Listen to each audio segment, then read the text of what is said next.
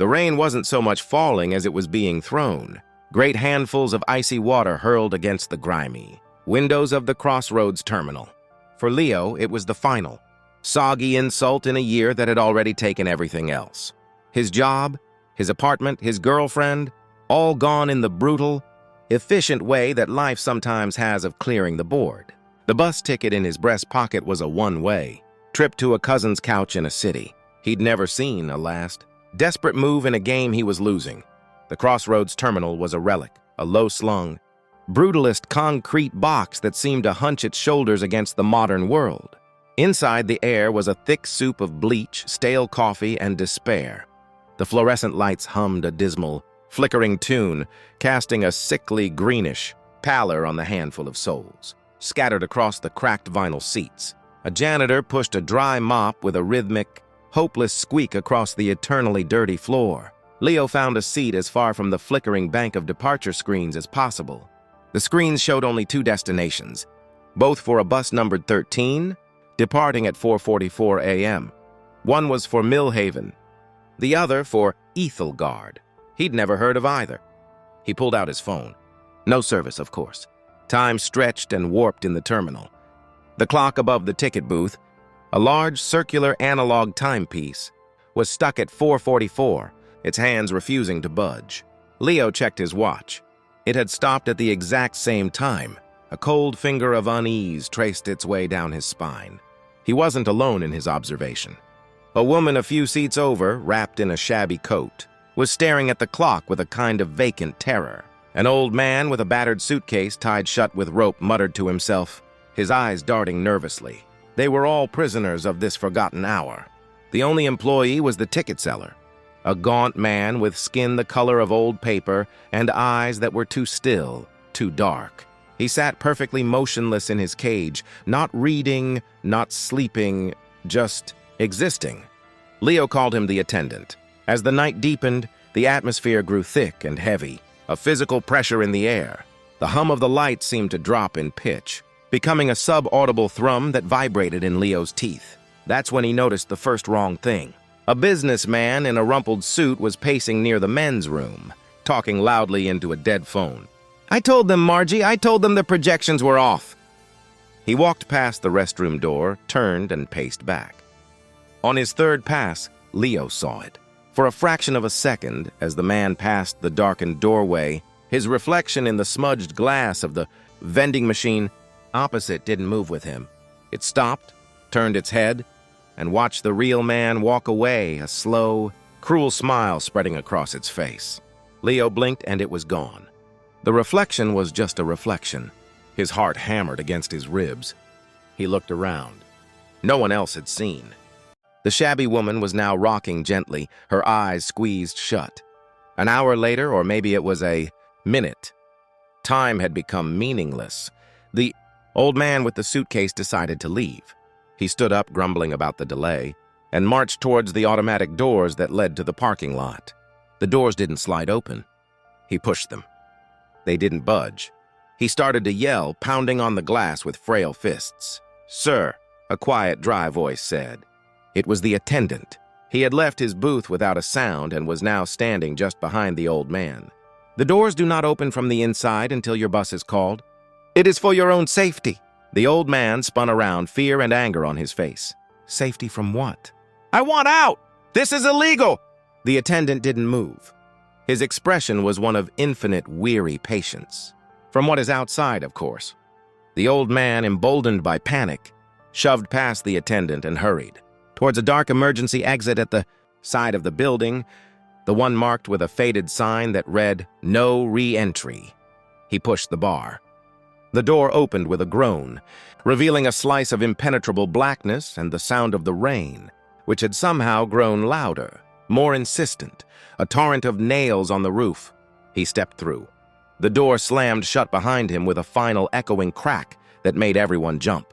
A moment of silence was followed by a sound from outside the door. It wasn't a scream. It was a wet, tearing sound, like thick canvas being ripped apart, followed by a series of soft, percussive pops. Then, nothing but the rain again. Leo felt the blood drain from his face. He looked at the attendant, who was already walking back to his booth.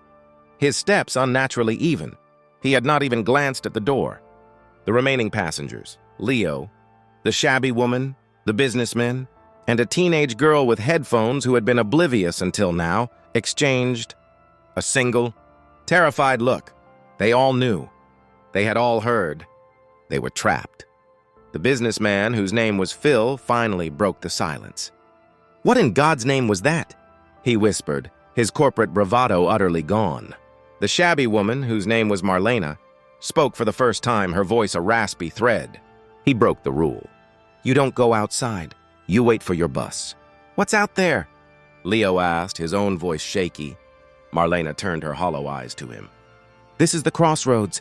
It's a place between what you left and what's coming. And things live in the between. They get hungry." The teenage girl, Chloe, pulled her headphones down. "This isn't funny. Is this some kind of prank? Where are the cameras?" "There are no cameras, child," Marlena said. "Only the attendant. And the buses." As if on cue, a low, grinding roar echoed from the bus bay, a sound that was less an engine and more the gnashing of a great beast's teeth. A pair of blinding headlights cut through the grime-coated windows of the loading area. "Bus 13 for Millhaven. Now boarding?" The attendant's voice crackled over the ancient intercom, flat and devoid of all inflection. Phil the businessman stood up, a desperate hope on his face. "Millhaven! That's near my sister's town. I can get a cab from there." He grabbed his briefcase and almost ran towards the loading door. "Don't!" Marlena pleaded. "Look at the bus." Really look at it. But Phil wasn't listening.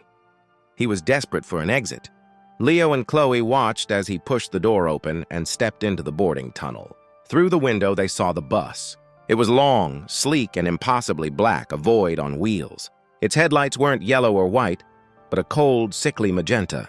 There were no markings on its side, no company logo, just the number 13 painted in a flaking blood-red script. The windows were tinted a perfect, soulless black. Phil hesitated for a second at the bus door, which opened with a hiss like a sigh. Then he climbed aboard. The door snapped shut. The bus didn't pull away. It simply vanished. 1 second it was there, a blot of absolute darkness in the night, and the next, the space was empty. The roar of its engine was gone, leaving only the oppressive silence of the terminal. Chloe let out a small, choked sob. Leo felt his knees go weak. Marlena simply nodded, as if a grim expectation had been confirmed. "He wasn't going to Millhaven," she whispered. "The destination isn't a place on a map. It's a condition, a state of being. Millhaven is for the angry, the prideful, those who think they can still fight. The bus takes them to a place that feeds on that, until there's nothing left but the anger itself." Leo stared at her, the horror dawning. "And Aethelgard?" Marlena met his gaze, her eyes bottomless pools of sorrow. "For the lost, the broken, the ones who have given up. A quieter end, but an end just the same." This was the true horror of the Crossroads Terminal. It wasn't a waiting room. It was a sorting house. Your fate wasn't determined by the ticket you bought, but by the person you were when you arrived. The terminal read your soul and offered you the bus you deserved. The remaining 3 sat in petrified silence. The attendant resumed his post, a sentinel in his glass cage. The clock remained frozen at 4:44. After an unknowable length of time, Chloe, trembling, stood up. I can't stay here. I'd rather take my chances." She walked over to the attendant's booth. "Please," she said, her voice breaking. "Is there any other bus? Any other way out?" The attendant slowly turned his head towards her. "There is only bus 13. Your destination has been determined." Tears streamed down her face. "Which one am I?" "That will be revealed upon boarding." Defeated, Chloe walked back and slumped into a seat, pulling her knees to her chest. She was the picture of surrender. Another engine sound, different from the first, began to grow. This one was a low, mournful wail, like a foghorn from a sunken ship. The headlights that appeared were a dim, watery yellow.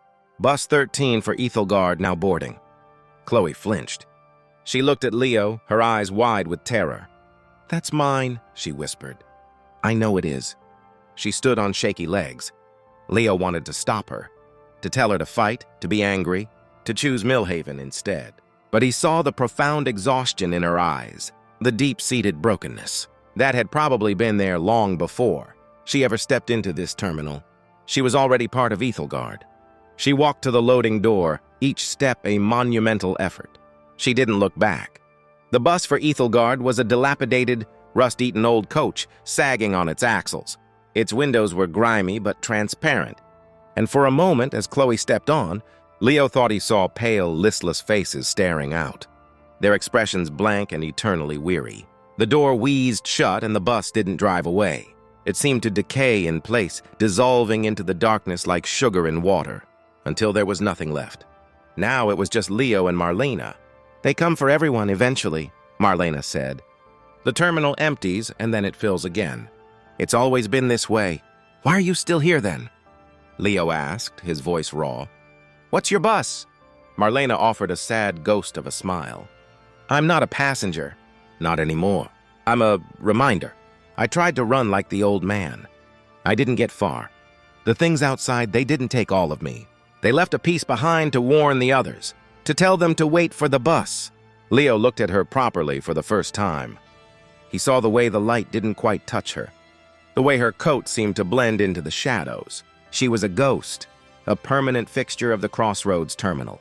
The realization should have shattered him, but instead it ignited a cold, hard spark in his gut. He had spent the last year being passive, letting life happen to him. Losing everything had felt like an inevitable conclusion. But this was an act of evil. This was a system designed to consume the damned. And he was damned if he was going to be processed without a fight. He wasn't prideful like Phil, and he wasn't broken like Chloe. He was just angry, a clean, sharp, focused anger. He had hit rock bottom, and this terminal was the basement below that. There was nowhere left to fall. He stood up and walked to the attendant's booth. The attendant watched him approach, those dark, still eyes unblinking. "I'm not getting on either bus," Leo stated, his voice low and steady. "There are no other options," the attendant replied, his voice like dust. "Then I'll make one." Leo turned from the booth and walked away from the loading doors, away from the main entrance, away from the emergency exit. He walked towards the back of the terminal, towards a door marked maintenance that he had spotted earlier. It was locked. The anger, cold and sharp, gave him strength. He took a running start and slammed his shoulder into the door. Pain exploded down his arm, but the old wood around the lock splintered. He hit it again and again, with a fury he didn't know he possessed. On the fourth impact, the door flew open, revealing a dark, narrow staircase leading down. A smell wafted up, damp earth, ozone, and something ancient and metallic. The attendant was out of his booth now, standing at the top of the stairs. For the first time, his expression had changed. There was a flicker of something, not concern, but perhaps interest. "You cannot go down there," the attendant said, but there was no force behind the words. It was a statement of fact, not a threat. "Watch me," Leo said, and he started down the stairs. The basement was not a basement. It was a cavern, vast and impossibly large, stretching out into a darkness that swallowed the light from the terminal above. The air hummed with a powerful, malevolent energy. And in the center of the cavern, pulsing like a diseased heart, was the source of it all. It was a nexus of twisting, rusted metal and raw, exposed wiring that crackled with black energy. It looked like a madman's conception of a telephone switchboard from hell. Wires and conduits snaked out from this central mass, disappearing through the walls and the ceiling, connecting to the terminal above, to the buses, to everything. This was the engine of the Crossroads. This was what decided who went where, and he could see them. Faint, shimmering threads of light, like ghostly film strips, were being fed into the machine. One showed Phil, shouting, pounding on the walls of a featureless black room. Another showed Chloe, sitting alone on an endless gray beach, the waves lapping listlessly at her feet. The machine was consuming their stories, their essences. Leo didn't think. He just acted. He grabbed a length of rusty pipe that was leaning against the wall and charged at the pulsating core. He swung the pipe with all his might, bringing it down on a cluster of glowing vacuum tubes. The sound was deafening, a shriek of tearing, metal, and a wave of pure psychic feedback that threw him across the cavern. The lights in the terminal above flickered wildly and then went out, plunging everything into absolute blackness. The hum died, replaced by an unnerving silence. Then, a single, flickering, fluorescent light sputtered back on overhead.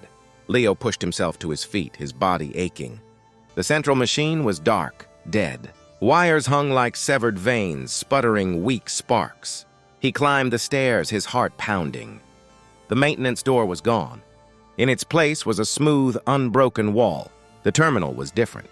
The air was no longer thick with despair, just the mundane smell of dust and old building.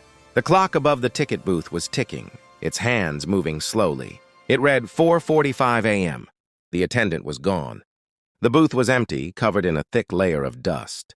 And outside the main automatic doors, Leo could see the first hint of dawn, a pale gray light brushing the horizon.